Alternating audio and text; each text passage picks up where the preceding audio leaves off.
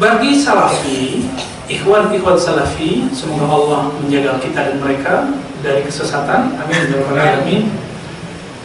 Menganggap tawassul itu bab akidah, itu kesalahan besarnya, sehingga orang bertawassul dianggap meminta kepada selain Allah.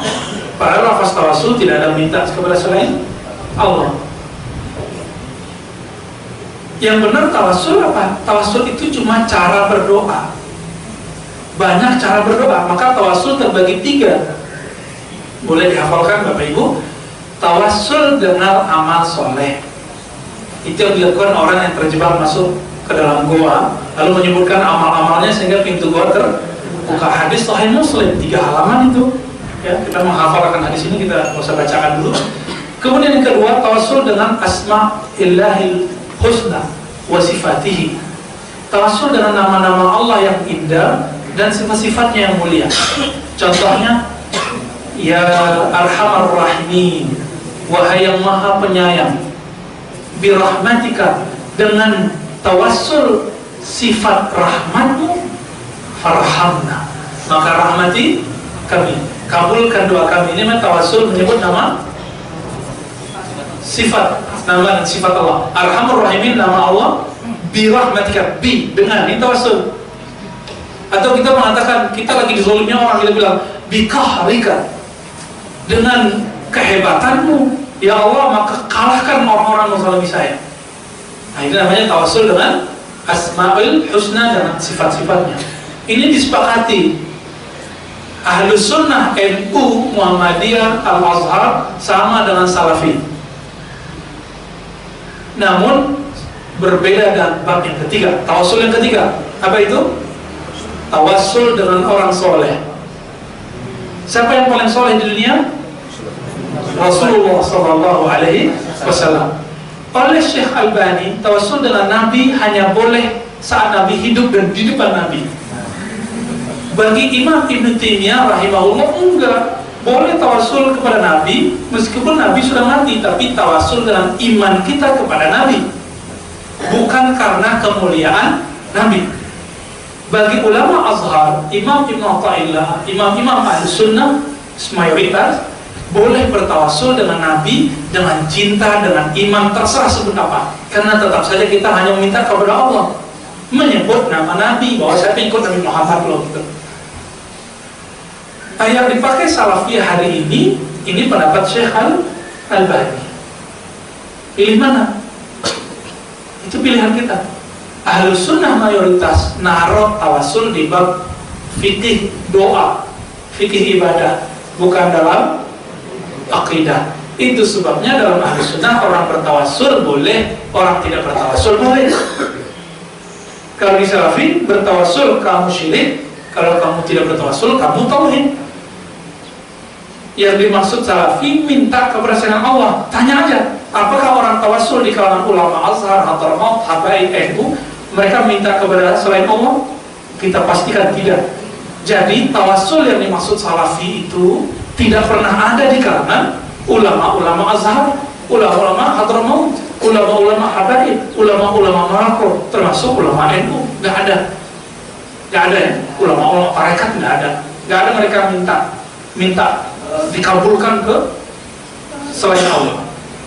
Jadi kalau ini bisa dipahami, sebenarnya Salafi tidak akan menganggap tawassul ini persoalan berat. Ya, ini persoalan ringan kok diberat-beratin. Bahwa tawassul yang disepakati ada 2, yang diperdebatkan ada 1. Apa arti tawassul? Tawassul bukan ngirim Fatihah. Tawassul itu berdoa dengan menyebutkan orang-orang soleh, orang-orang yang kita anggap suci, nabi kah, malaikat kah, guru kah. Nah, ini yang kemudian diperdebatkan. Tapi jadi yang pertama namanya tawassul dengan asma'ul husna wa sifatihi. Tawassul dengan nama Allah dan sifat-sifatnya yang indah. Ini sepakat. Contohnya kita berdoa birahmatika farhamna, dengan rahmatmu maka sayangi kami. Ini tawassul juga. Atau Bapak Ibu selesai khatam Quran punya doa, itu tawassul dengan kalam Allah. Kalam Allah itu sifatnya Allah. Untuk apa tawassul? Memantapkan doa. Maka tawassul yang pertama ini nggak ada yang mengingkari, semuanya sepakat. Yang kedua, tawassul dengan amal soleh. Ini yang cerita orang masuk goa, terjebak di situ. Masih ingat?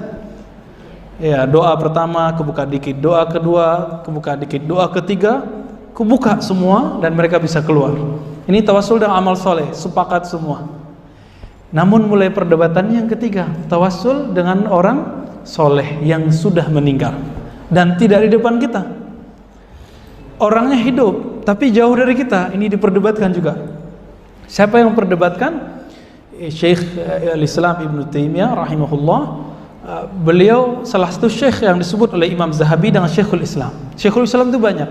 Syekhul Islam Ibn Hajar al-Haytami, Syekhul Islam Zakaria al-Ansari, Syekhul Islam Ibn Hajar al-Asqalani. Banyak sekali Syekhul Islam. Saking banyaknya Syekhul Islam, maka juga banyak fahamnya.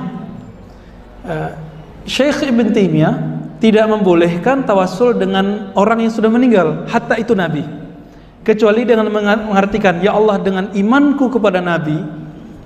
Misalnya ada orang baca, ya Rabbi bil Mustafa balligh maqasidana.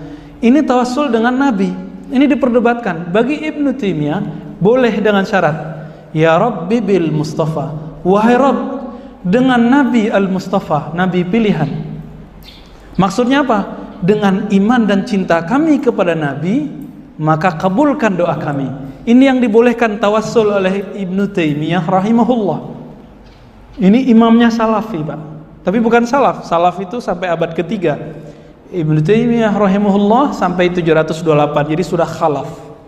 Beliau mengatakan boleh menyebutkan bi Muhammadin atau bil Mustafa. Artinya dengan iman dan cinta kami kepada Nabi. Nah, ini tawassul versi Imam Salafi. Tapi beberapa ulama Salafi belakangan, seperti guru dari guru saya punya guru namanya Syekh bin Baz rahimahullah di Saudi. 9 tahun beliau ngaji di Riyadh. Beliau mengatakan apa? Gak boleh mau bilang dengan imanku, apalagi versi orang-orang di Yaman atau di Al-Azhar. Jadi beliau gak sepakat. Apalagi orang NU ya, dengan kemuliaan Nabi maka kabulkanlah doa kami. Bagi Syekh bin Baz gak boleh. Siapa lagi? Syekh Albani rahimahumullah, Syekh Utsaimin, Syekh Saleh Fauzan. Ini satu grup, kita sebut syuyukh salafiyah, syekh salafi. Namun Syekh Al-Azhar ini perlu kita ketahui, Pak, biar kebuka bahwa pendapat itu gak satu model ya. Teksnya sahih, pemahamannya macam-macam. Jadi tidak semua dalil yang sahih pemahamannya satu. Ya. Ulama Azhar, ulama Yaman, ulama Maroko, ulama Suriah, ulama Kuwait kebanyakan membolehkannya. Ya Allah, dengan kemuliaan Nabi maka kabulkan. Ini fatwa dari Azhar, fatwa Darul Ifta membolehkannya.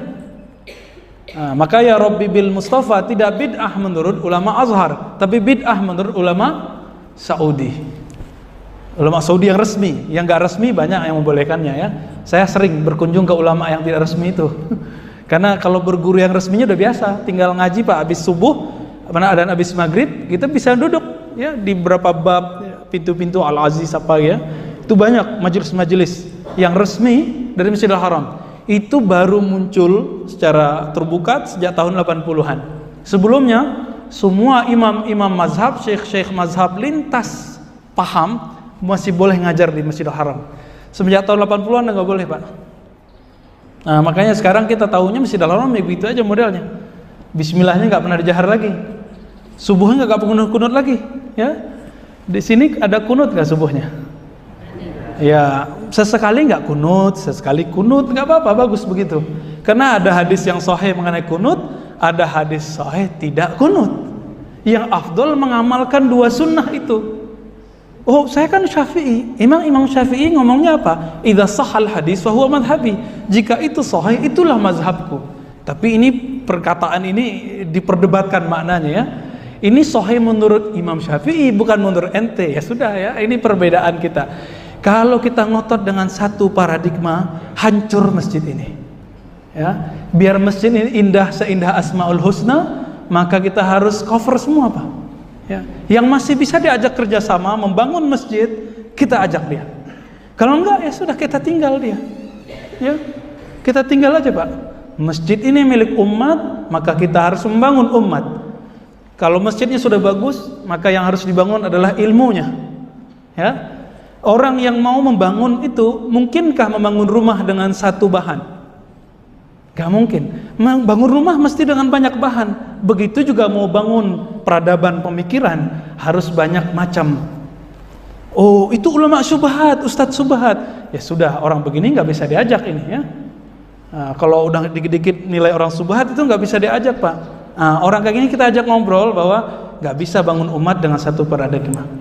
Ya, paradigma itu sudah banyak semenjak zaman Nabi Sallallahu Alaihi Wasallam. Jadi Bapak Saudara makan Allah, jika ragu tentang tawasul dengan orang wafat walaupun soleh, hatta itu Nabi, antum boleh tinggalkan, ambil yang disepakati. Tapi kalau yang ikut ulama Azhar, silakan. Ulama Azhar biasa Pak tawasul. Ya, salah satu kitab yang dipakai di kolam ulama Azhar namanya Kitab Aqidah Sanusiyah. Itu banyak sekali tawasulnya, bijahin Nabi SAW, kitab akidah. Karena mereka tidak menganggap bertawasul itu meminta kepada orang, tetap meminta kepada Allah. Ya, beda cara fahamnya dengan ulama Saudi. Bagi ulama Saudi, tawasul itu sama aja kayak minta ke makhluk. Jadi beda faham. Sebenarnya yang dikatakan oleh ulama Saudi itu benar. Kalau minta ke makhluk, syirik. Kita cross check, apakah benar ulama Azhar, ulama Yaman, ulama Maroko bermaksud seperti itu? Kamu minta ke Nabi Muhammad? Enggak, mintanya kepada Allah. Berarti yang dianggap syirik oleh ulama Saudi itu nggak kena ulama Azhar, nggak kena ulama Yaman, ulama NU nggak kena sebenarnya, nggak kena Pak. Namun karena kita tidak faham apa maksud orang, kita anggap dia kena oleh fatwa itu. Syekh Saleh Fauzan dalam kitab Tauhid yang diajarkan di pesantren-pesantren modern itu membagi tawasul menjadi dua macam. Macam pertama itu ada 6 yang boleh masyru'.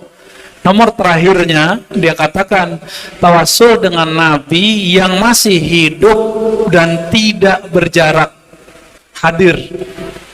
Jadi cuma tawasul itu yang dibolehin oleh Salafi. Jadi kalau tawasul dengan Nabi, Nabinya sekarang hidup atau meninggal, nggak boleh lagi bagi dia. Dalilnya hadis Sahih Bukhari bahwa Umar tawasul dengan Abbas. Loh, hadis ini emang larangan? Kan enggak larangan. Mereka aja yang memahaminya larangan. Apalagi dengan selain Nabi, begitu kias aulawinya, analog prioritasnya. Kalau dengan Nabi yang sudah wafat aja nggak boleh, apalagi dengan Wali Songo. Sama Wali Songo kali. Ya, itu penjelasan mereka ya. Itu langsung kita nukil dari kitab imamnya, syekhnya, Syekh Saleh Fauzan.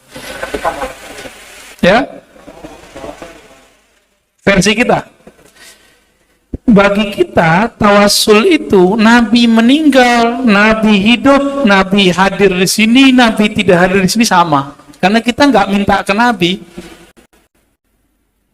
mintanya kepada Allah. Tapi kita sebut, ya Allah, kami ini pengikut Rasulullah loh, kami cinta Nabi loh. Maka dengan kemuliaan Nabi yang kami cintai itu, tolong dong jawab kami ya Allah gitu. Itu musyrik nggak? Itu makna tawasul.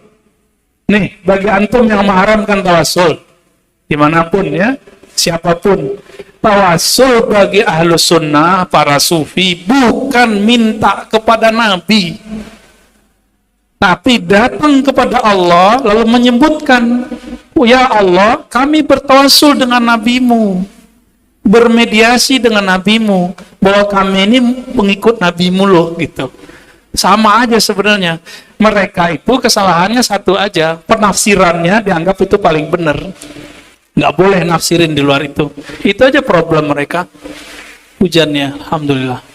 Semoga teman-teman kita terhindar dari kebanjiran ya. Yang kena banjir semoga cepat dapat bantuan. Amin, amin. Gitu. Boleh, sama. Maka dalam kitab-kitab hadis disebut bis-salihin. bertawasul dengan orang-orang yang soleh, sama. Cuma yang paling afdal tawasul dengan siapa? Dengan Nabi. Karena antum nggak ketemu Nabi, nggak melihat makbarahnya Nabi, kuburannya Nabi, antum ketemunya sama orang yang membawa ajaran Nabi. Kita sebut orang soleh, wali Allah. Maka kita tawasul kepadanya. Pada hakikatnya, ingat, pada hakikatnya tawasul dengan orang soleh itu tawasul dengan Nabi. Itu jadi tawasul dengan orang soleh itu sama dengan bersanad, tawasul dengan sanad. Nah, inilah yang dilakukan oleh ulama-ulama kita dari zaman salafus soleh, khususnya bulan Rajab. Mereka punya tradisi menghatamkan Sahih Bukhari, menyebutkan sanad. Di mana-mana antum tanya keluar sana, pesantren di Jawa, termasuk juga tradisi ulama-ulama di Timur Tengah, dikhatamkan bulan apa? Rajab. Kenapa? Karena ketika membaca hadis ada nama yang disebut dari fulan, dari fulan, dari fulan, dari Nabi. Itu namanya sanad. Itu tawasul langsung. Maka dalam kitab-kitab hadis Imam Ibnu Salah, Imam Nawawi, Imam Ibnu Hajar, Imam Suyuti dikumpulin semua kalam itu. Apa kata beliau? Fi kulli dzikri salihin tanzilur rahmat atau rahmah. Ketika disebut nama orang soleh, belum tawasul nih, disebut doang, rahmat turun. Orang soleh. Pertanyaannya, Sayyidus Solihin siapa? Penghulu orang soleh siapa? Adakah wali diangkat jadi wali, diyakini wali kalau dia bukan mengikut Nabi? Ada nggak? Karena kita memandang dia dekat kepada Rasulullah, maka kita tawasul sama dia. Gitu maksudnya, tawasul dengan orang soleh. Maka hakikat tawasul dengan wali, orang soleh, itu tawasul dengan Nabi Sallallahu Alaihi Wasallam. Itu sebabnya Imam Zahabi mengatakan, kubur fulan wali Allah yustasqa bihi, ya. Itu orang kalau lagi musim paceklik, orang minta tawasul lagi musim paceklik, itu dengan datang ke kuburan itu. Imam Zahabi, yustasfa, orang minta sembuh dengan tawasul dengan kuburan orang soleh. Kenapa? Karena kuburan Nabi jauh, gitu, ya. Jadi hadis Bukhari mengenai Sayyidina Umar bertawasul dengan Sayyidina Abbas itu bukan larangan. Itu hanya Umar itu melihat Ibnu Abbas wajahnya mirip dengan wajah Nabi, maka tawasul dengan beliau itu karena beliau pengikut Nabi, bukan? Ya, seandainya Abbas bukan pengikut Nabi, bukan paman Nabi, bisa nggak tawasul dengan Abbas? Enggak. Maka tawasulnya Umar dengan Sayyidina Abbas itu karena tawasul dengan Nabi. Jadi hakikatnya dengan Nabi semua. Ini yang dilupakan oleh para pengharam tawasul karena tidak mau berpikir dalam menjauh. Itu kira-kira begitu, ya. Ya, maka kalau antum mau insaf, mau kemudian menahan diri, ayo sebelum kita emosi, refleks menjawab, baca dulu benar-benar maksud orang tawasul apa sih? Kenapa selama 7 abad nggak ada yang mensyirikannya?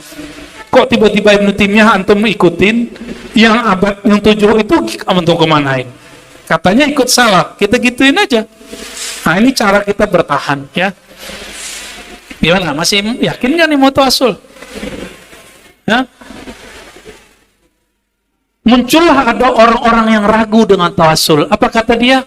Ya, saja nih. Karena tawasul itu diperdebatkan, maka kita hindari saja. Kata si ustadz yang takut dengan orang awam.